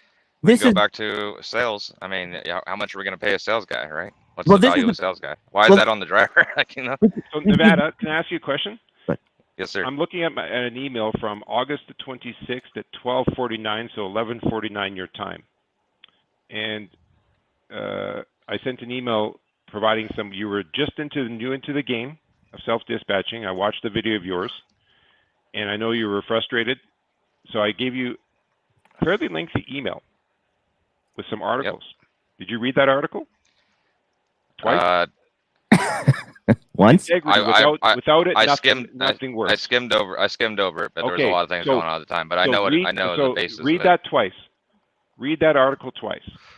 And that's the partners. I base my business on that article, and you will then choose the people that have the same philosophy. I gave you another article. Have you set up the MailChimp account? No, I looked into what that was. Yeah, but so like you said, that's the customer. We've been talking about this for a long time, and you're passion brokers, but yet I've offered some suggestions, and none of that was executed. And this is the point. We can't. I'm not going to discuss it anymore until anyone. It doesn't matter. You, Nevada, any carrier out here. I'm not here to bash a carrier, because I could be out there bashing carriers about your high costs. Why aren't you getting your costs down? Right? Why aren't we bashing the fuel industry for bringing the fuel down? Why aren't we bashing the insurance companies? And let's talk about tires. Tires for both our personal vehicles and tires for semi-trucks. We know how expensive they are. But has anyone gotten to the root cause of that? What do you think that tires are so expensive? Is it the cost of the commodity? Or was it the cost that last year, during the situation that happened in the world for 2 years, they were paying over $20,000 to $30,000 a container to get from Asia, China, to come into the United States? And the tire companies are using the times now to charge higher to recover that cost. So the result was that $20,000 was paying those poor souls who spend 3 or 4 months, 6 months at a time on a ship. That's what so we shouldn't complain about, because we're paying back the price of our tires to the folks that brought them here at high prices, and they sacrificed to be on the ships for months at a time. And that's what that's about. Can I add something here? James G. I highlighted his comment. He was a light trucking contractor. Number one, he had a Schneider Finance truck, paid it off, came over here, and then decided to get his own authority. And look at his comment. He left the spot market in 2020, back when things were really, starting to boom, and have been working with direct customers, and he's doing fine. And just, and Nevada, don't take it wrong. Like, I know I'm pretty passionate today about this, but the reality is that I take this business very seriously, and I'm there for my customers. Like, I have a relationship model. And this is let me hang on 1 second here. Well, he's doing that, just so you know, and don't take him. I'm always a jerk, so don't take me for anything for granted. I'm from New York, but real quick too. One of the reasons shippers, before we get to, he supports that. Yeah, one of the reasons shippers don't is I cover an article. It's called Frog Hot Tubs. Frog Hot Tubs. It takes 18 moves and like 180,000 miles to put together one hot tub. That's why shippers don't want to handle that. They don't have time to handle 8. They just said to just make it happen. Get me my parts. Go ahead, Rob. All I'm saying is that I have a whole Bible, okay? A Bible that there was the relationship driver model. I've talked about this before. Foundation, collaboration, alliance. Foundation level. This is like, I'm going to give you a little sales one-on-one so you can take this, cancel your low board subscriptions, and start calling direct shippers. Foundation level, first one, you need to gain knowledge about the people you're calling about their products and service, about their business. You need to listen. Fairness and integrity, reliability, responsiveness, and appreciation. That's the real foundation level. That just gets your foot in the door so that they'll actually give you a chance to quote their freight. As you prove, regardless, because the reality is what when you first meet someone and they say, oh yeah, we run freight in this area, and you're like, I'm interested in servicing your freight in those areas. Great. But they don't know you, you don't know them. So the first thing they're going to say is, send me a quote. So you quote them on a load, and they'll say, thanks, we found it cheap, we have lower cost options. So remember, you know how many times it takes, let me ask you based on your sales experience, how many interactions can it take before you get an opportunity, the shipper, if I'm a broker right now and I picked up a new, have to call a new, I lost the customer, so I need to gain a customer. How many times do you think I have to call and interact with a shipper in different ways before they'll even give me a chance to quote or even acknowledge me? How many times do you think? Minimum would be my guess. How many? Normally it's 100 phone calls. It's about 100 phone calls. 12. 12 interactions just to get a chance to start quoting. Okay. Then if you can get through that stage where your foot's in the door, through the gatekeeper, get to the decision makers, let's move up to the collaboration level. So once you get to the collaboration level in your business relationship, you're going to understand their needs, because that's what the whole goal of this business is. What customers do you know? What is their need? That's the thing. You're always trying to solve a problem for them to make their life easier. And when you can get to that level where you understand their business needs, you link the solutions to their needs. So you're going to take your service as a carrier with the truck and trailer that you have to fulfill their needs. And that might mean how maybe the issue is, and how do you do this? Through high value, open-ended questions to gain insight and understanding of the customer. Real quick too, you're going to go, through these high value questions, you're trying to understand what's their past experience with moving freight, either through brokers or direct carriers. You're trying to understand what their current needs are and maybe their future projects. And through these questions process, you take it step by step so that you can better evaluate that you have the services and the equipment you have available are going to match their needs. And then from that, you jump to the next level. Real quick too, and this happens all the time. And I know DIY can DIY can answer this, Snorelord can answer this, James Best can answer this. Every single person that has come from the mindset of you, Nevada, because I used to be a truck driver. I had the same mindset as you. When I became a logistics provider, meaning broker, carrier, everything, your entire attitude, your entire mindset, your entire thought process of trucking changes. DIY, can you agree to that? Let me tell you about that. Because it's something I've recently experienced and I'm living it right now. My business, my life, everything for me got so much better once I stopped wasting my time with this stuff. And I don't mean to belittle it, but honestly, it's not the most important. It's not even, I would say, not even top 10. You have to even learn how to have a conversation with these shippers, right? If you call, like we call a broker and talk to them and all that, you're not even gonna, it'll last 2 seconds. Like they have no time for that. I got 3 new shippers this week. I'm hauling a load for one of them on Friday. The next 2 should be sometime in the next 2 weeks. I don't rest. I don't sleep. I had freaking surgery yesterday, and I'm sitting here at the computer doing this and working while I'm talking to you guys. Like, the work is more important. Put all this behind you. Put it behind you. It doesn't matter. Like, expand your mind, learn to operate on these other levels. Listen to Rob. Like, Rob, like, you're right. Sage, you're right. Steve, you're right. You guys, Stuart and Gary, I know, cursory, like what we talk about, I see in the chats and stuff. The ultimate goal at the end of the day for a broker is this. It's really simple. You have to go through a whole bunch of hoops and steps to gain how you approach one customer, and then you go to the next shipper. How I approach them are completely different. Yes. How you talk to, like when I worked at Coca-Cola, Coca-Cola is the biggest brand, right? One of the biggest soft drink beverages out there. Guess what? Coca-Cola didn't come in there and demand, oh, we're Coca-Cola, we need this. No. You know what? You know why Coca-Cola is successful? Because they have feet on the street. I was a district manager, and VPs would come in from head offices, and if they saw me in the office, they're like, "What are you doing here?" We coached. I was constantly coaching. I had 6 account managers that did the bulk. We did all the big, grocery stores, and even when I sold to strip joints, to donair shops, all the way to kiosks. I looked after the National Hockey League account in our city, all the way up to grocery channels. And all the way along, we were constantly being coached. Either I was coaching down or someone was coaching me. And the reason that they were successful, when we walked into a Walmart, we didn't just come and say, well, we're a big Coca-Cola. No, we took the time. We studied how they talked. They talk in the term velocity. They don't use the word sales. Right. So if you're in an elevator with the CEO of a certain company, you gain insight and knowledge to talk to them. Like if you go see I'll give you this little nugget. If you walked into a shipper and you found out that the person you're talking to is the CEO, the person, are you gonna ask the CEO about how dirty the driver's lounge is or the loading procedures that they have? They don't care about that. That's not their job. Their job is to run the entire company. They're the big umbrella conversations.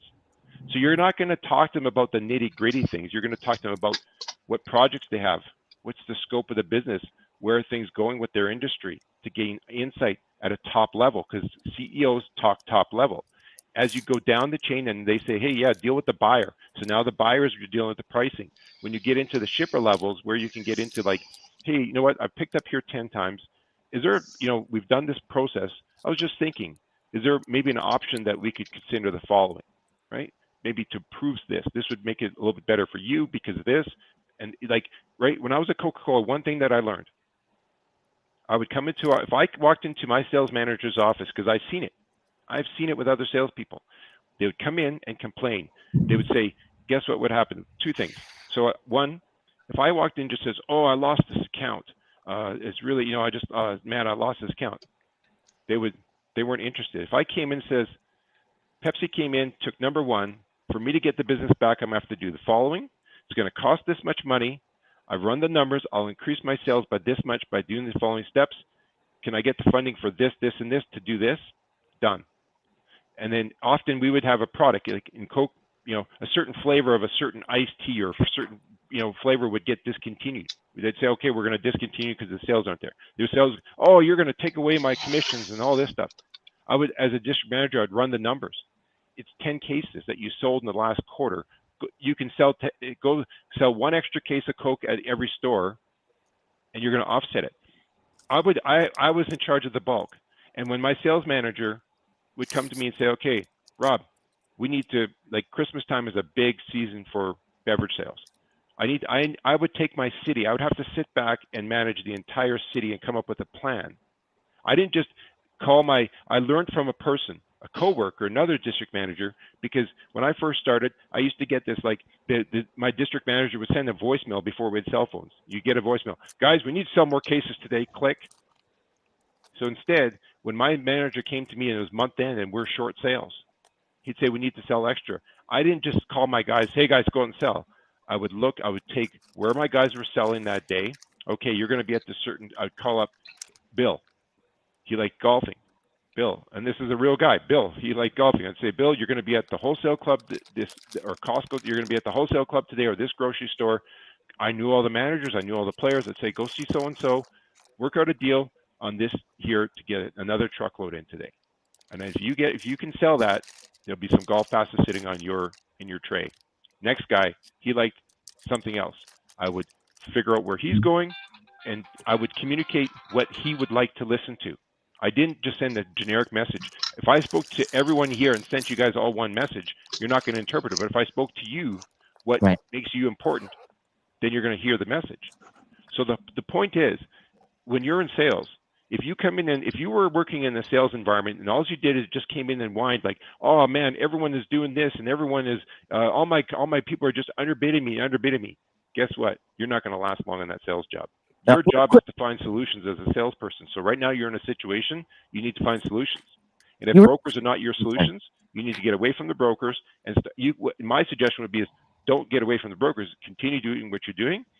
Start to plan your time. If you're calling brokers for loads, keep doing that. But meanwhile, start calling direct shippers. But call your company saying, if I get direct shippers, how do I get checked for credit? How do I set them up as a customer? How much money if you get a load where you start doing, say they start paying you $7,000 a load, and they do that every week, so it's 7 times 4 is $28,000. Okay, and for 2 months, $56,000. So because remember, shippers pay 30 to 45 days. So your company has to be willing to wait 45 days for pay and float that. So you're going to essentially work. You need to have at least $75,000 credit for that one customer. Now, if you get 4 customers, it's over $200,000 of credit you need just for you. Real quick, is anybody here ex-military? No? Okay. No, Stuart is. Stuart, when you come in at the bottom and you're bitching and complaining, what do they tell you to do if you're bitching and complaining about being at the bottom when you come in? I'd have got my ass kicked. But they tell you to rank up, make rank. I have a question. Right? All right. This is for Nevada. And then we gotta start. We gotta wrap it up. Yeah. So Nevada, if you can get a direct customer, how, and it's kind of what CDN said, will your company allow you to do that? Or is that something you got to wait until you have your own authority? And then also when you gave up running their dispatcher and you started dispatching yourself, did you give up the access to direct customers to go into the spot? Yeah, I did. Can you get back on that? They probably already have all these things in place. It's dispatch or do it yourself and figure it out. And yes, I can get my own customers. Yes. Now my company. Yes, I can go get a reefer. I've already talked about the reefer idea, but I think everybody and their mother's jumping in the reefer game. So I don't know. Equipment's coming down, but here's the thing. So when I worked as a company driver, they told us that if we were able to get direct customers, because we were the boots on the ground into the customers, my company said, look, if you'll get a percentage of X amount if you get a direct customer for us. Does your company have something set up like that? When I was during like the height of the freight a year ago, I had customers left and right coming up to me and asking me if we had trucks, how we're in the area. I said, yeah, here, boom, bust out. I got business cards from my owner and gave him a fucking business card. Yeah, but the process wasn't followed through. Yeah, I wish I would have like taken that guy's card for myself.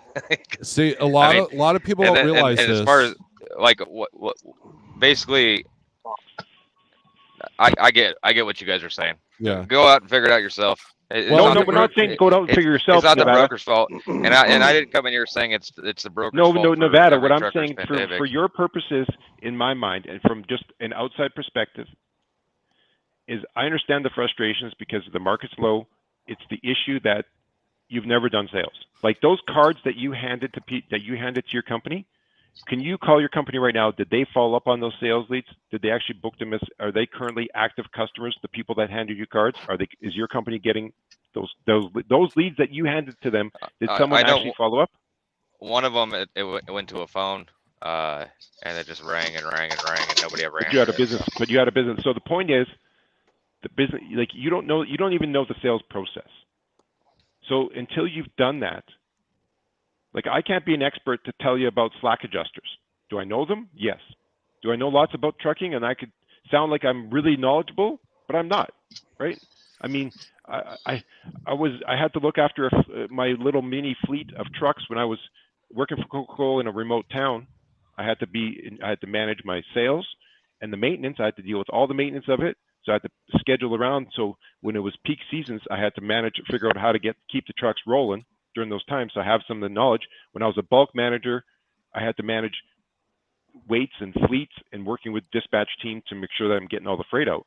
But my forte was always been sales and customer service. And that's how I got into the brokering world. But the point is, being a carrier and you've never even been a dispatcher for a team. Have you ever been a dispatcher for 10 trucks? And dealt with 10 different personnel? Have you ever been a dispatcher? I've been dispatching for myself. No. Well, no. I'm asking you, before you got your own truck, or even while you had your truck, did you ever work for a trucking company where you were the dispatcher for 10 different drivers? No. Okay. Have you ever been a terminal manager, a warehouse manager to manage 20 employees? No, I'm a blue collar worker. I've just done union so therefore, jobs. Nevada, I'm trucking. sorry, I'm going to cut out, but you need to go get that experience. Once you've done all these different roles, and then you can come back with your expertise from your time and knowledge, then we can talk. Okay. Because right now, you don't know. I'm not saying that you don't know. I'm just saying you don't have the experience to bring to the table. Saying I spent 5 years as a dispatcher where I had 10 different personalities, and this is how I overcame that. Ask Steve. Ask all these guys in here who has been dispatched by dispatchers. Not all dispatchers. Sometimes it works great. You guys fit like a glove, and other times there's dispatchers that butt heads.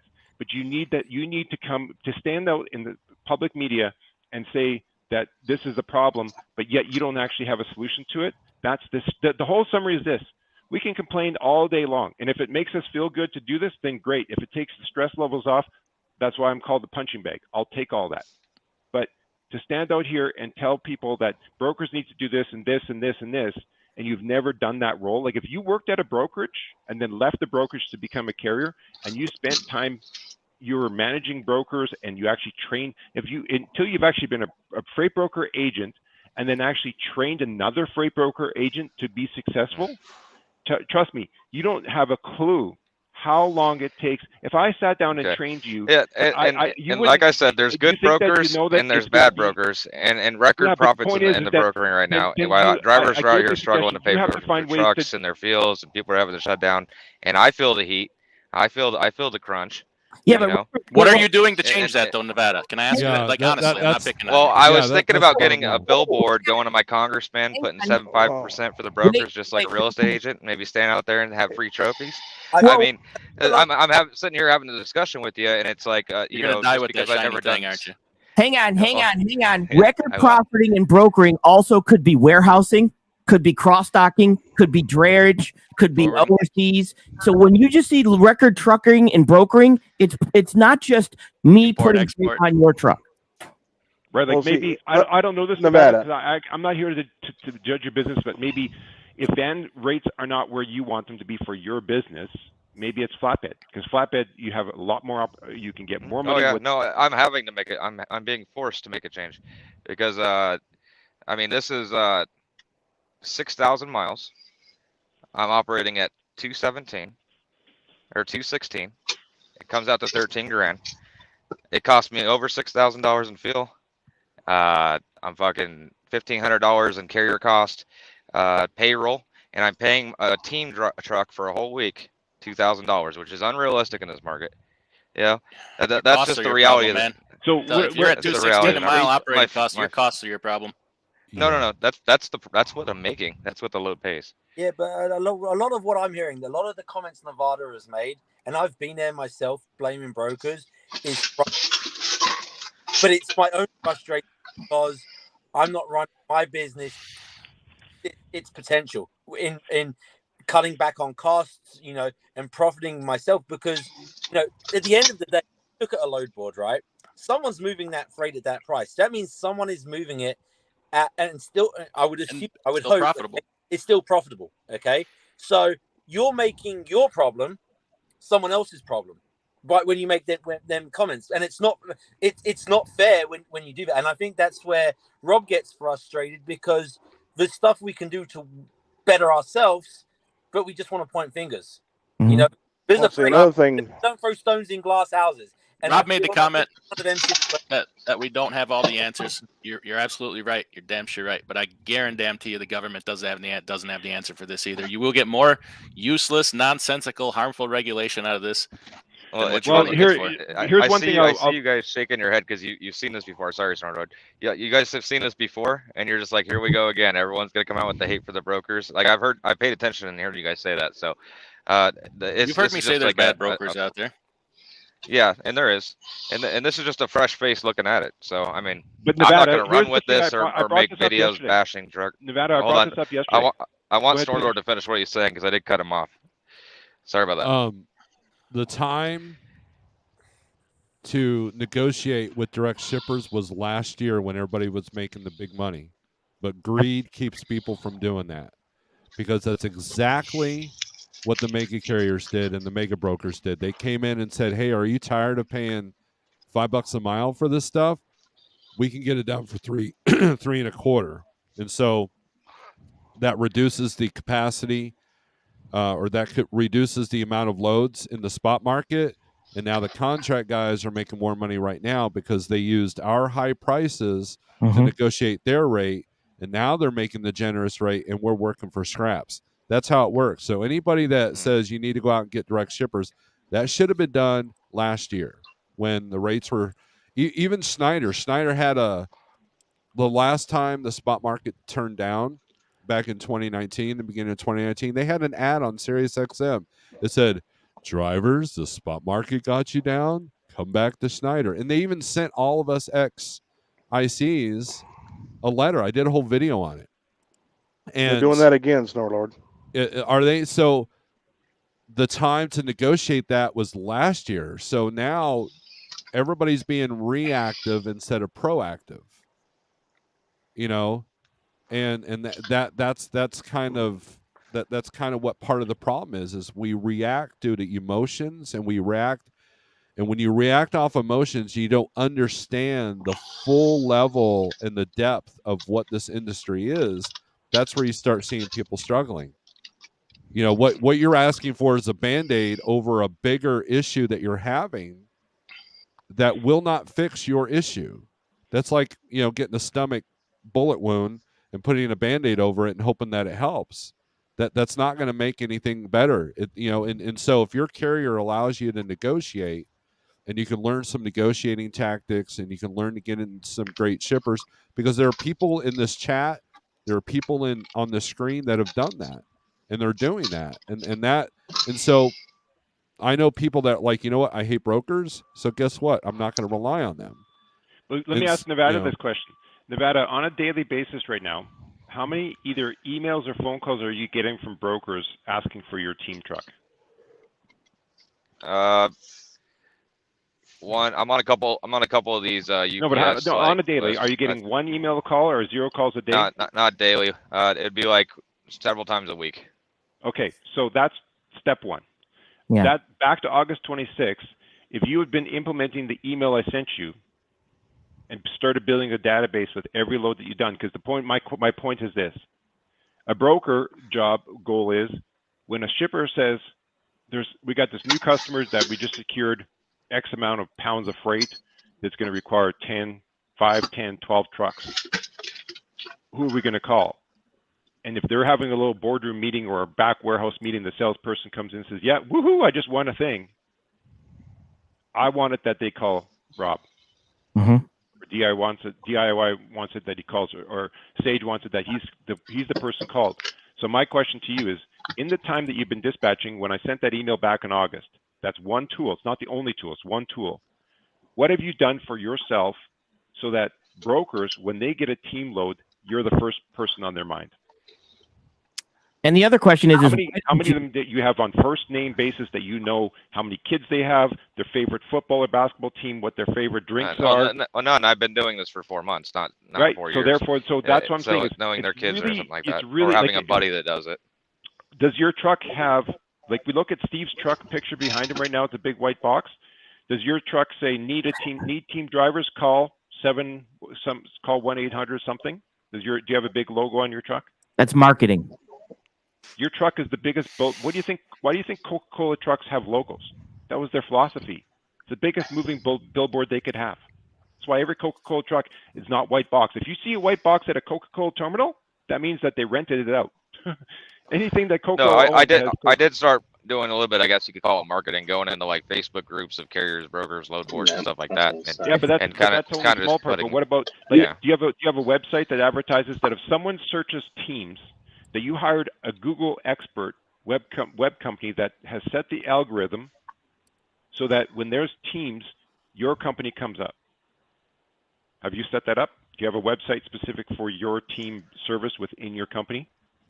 Wait, no, can I just interject something here? To be fair, doesn't matter. Go ahead, Adam. Go ahead. The whole point is, until you've done all these things, let's forget about the broker bashing, because I know what will happen in Nevada if you spent a week calling shippers. Well, hang on. It's going to turn into shipping bashing that they're all cheap. Let DIY right now, jump you're going in. to come back and say, well, I got a bunch of shippers. They gave me quotes. I quoted them, and none of them would give me the freight. They're all too cheap. And in the interest of just being completely fair, because I want to be fair to Nevada too, because he's taking a good beating here. He's not probably allowed to do a lot of the things that we're suggesting because he can't market on behalf of his carrier's name. Even though he can self-dispatch, you can't sign contracts, market, use their likeness. So, in Nevada's defense, that's fair. Right. I just want to be fair. And real quick, I'm going to jump off here too in a sec. Understand that you're also competing against carriers who have multiple streams of income. They rent trailers, they drop trailers, they have brokerages, they have warehouses, so they can do stuff cheaper than you can or provide more services than you can as just a one truck looking at one load at this one time. And that's something you're competing against on top of the rail. Wait, Sage, are you saying that some carriers might be worth more than others? I am, unfortunately. I am. Now, see, the one thing I want to interject here is, we got all these brokers, we got carriers on here. I mean, my carrier that I work with, we're signed up with thousands of brokers. Now, on any given month, I work with 5. I have 5 brokers that I go to. They call me, I call them, build great relationships. 3 weeks ago, I had a load that I brokered out with them, had leaking equipment on the truck. They could not get the stuff off. That broker negotiated for me $1,600 to sit at home that weekend for 2 days while they got the equipment there to remove everything off my trailer and put down Speedy Dry and paid for the washout when it was done. So you got to build the relationships. You can't just sit there and cold call brokers on the load board left and right, because you're going to drive yourself crazy and you're going to think that everybody's terrible. Yes, and somebody like me, I've had up to 7 trucks at one point. You think I can? You think I can make 30 cold calls for each driver? No. I've got a couple of people in my wings that help me, assist me. They're part of my sales team, as Sage would call it.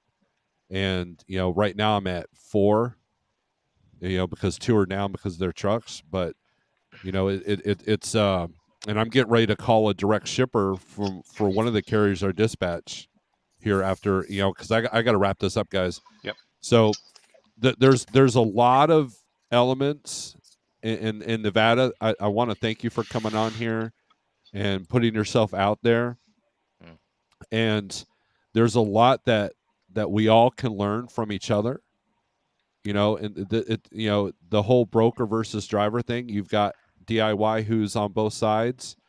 You've got CDN that's completely on the side of the broker, and then you've got you that's completely on the side of the driver. As a dispatch service, we also have a brokerage, and one of the guys that was working for a brokerage, he was making phone call after phone call after phone call with no results because he was a truck driver that didn't know, exactly what CDN's dealing with. So there's and that's what I've always preached on my channel. There's more to this industry than that phone call of what we're doing. It's a lot of networking. It's a lot of networking. In summary, I was going to say for Nevada, this is just an outside perspective because I don't know Nevada well, but I know that you pushed your company to let you get into self-dispatch during the peak time. And I think that getting it, like you said, I'm out here by myself doing it. I'm not hearing the conversation that there's someone in your office who's coaching you. They actually brought you in the office and taught. There's no. So I think you pushing them, they kind of said, "You want to dispatch yourself? go for it, and they're letting you survive, and that's not the right way. They didn't say, well, hang on, like if you came to me and said to me, I want to self-dispatch, I would, if I'd known your experience that using it, I'd say, okay, here's what we're going to do first. I want you to come spend a week in the dispatch office. Then, once you've mastered that, and I'm going to see that you can actually go out and manage 10 trucks by yourself, then you can take your business and go do it because you've learned all the steps. But no one taught you that because you pushed for it, and they probably thought, you want to do this? Go for it. And they're not even, even though you're doing this, they're not coaching you. They're not guiding you. They're not, and it could have been, I think maybe the approach maybe needs to be a hybrid. Like if they see an opportunity, like, hey, we got this load available. If you want that load, we can offer to you. If not, you can go do your own. But it's like you're now stuck on this load. I've talked to them about that. I said, hey, look, if you guys see me and I'm sitting in a place and it's 11 o'clock, 12 o'clock, and you peek on over and find something, and then their thing was, well, we don't got time to call you and see if that's an okay rate. Right. So I didn't ask you to call me. I said just book something and send it to me, but keep in communication so I'm not booking something as well. Comes though is that so if you are sitting, is that if they book you and then you say, well, I just booked with a broker, now you got to cancel on that broker. So that was the conversation where we ended up on was, well, it gets complicated because if you're still making phone calls, and I'm like, well, yeah, of course I'm going to because I'm trying to get moving. And then we book you on something. I was like, you have to let me know right away. Hey, I'm on the phone with a broker. Stand by. Okay, I got you a load. It's complicated. I got a question for you, man. I know you guys say you run a team load. When you book a load, do you ask that broker that you're on the phone with if they have something coming out of the area that he or she is sending you to?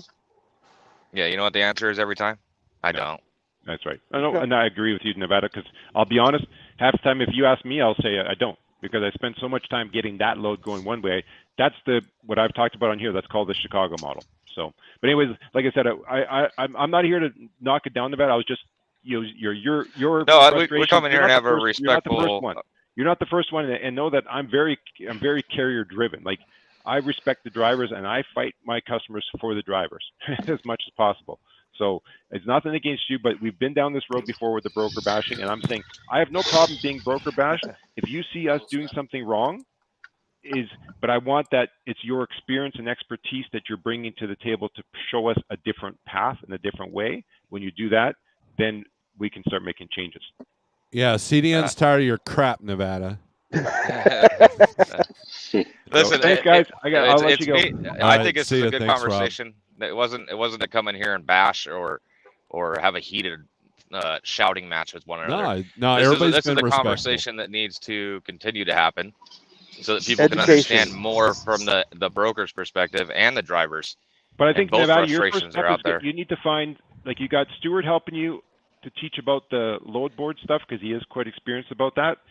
But I think you need a mentorship on the relationship building, even within a broker world. You can still develop these relationships with brokers, and there's lots of steps that we can spend another hours talking about it. But the point is, you need to start to develop those relationships with these brokers so that you become the goal. The end goal is, and then you got to work backwards from it. But the end goal is that you want it so that these brokers you're working with, when a team load comes up, you're the first call they have. That's what you want. Yep. Thanks, Rob, for coming in, man. I appreciate you. Talk to you guys later. Yeah. And guys, thanks for the open forum, Snorelord. I'm gonna let you close it out here. Thanks, man. Yeah. Yep. Later. Thanks. All right, guys. Thanks for. Yeah, you're welcome, Gary. Good to see you. Yeah. Jackknife, you didn't get to say much. Sorry. That's all right. I just let everybody talk. That's kind of what I do. Sometimes my content just writes itself. I just put a link up and I go. Now my wife brought me coffee, so. But anyways, I got to actually work. I can't do this. Yeah. Full-time So I gotta go do the same thing too. So. All right, Jackknife. Thanks for coming in, Adam. All right. Thanks Hey, no problem, Snorelord. Thanks for your 2 cents. I still keep trying to get a reefer up to you, man. I still keep trying. It's going to be slow the next couple of weeks with the holidays. So someday we'll get together. Someday we'll get together. So all right, guys.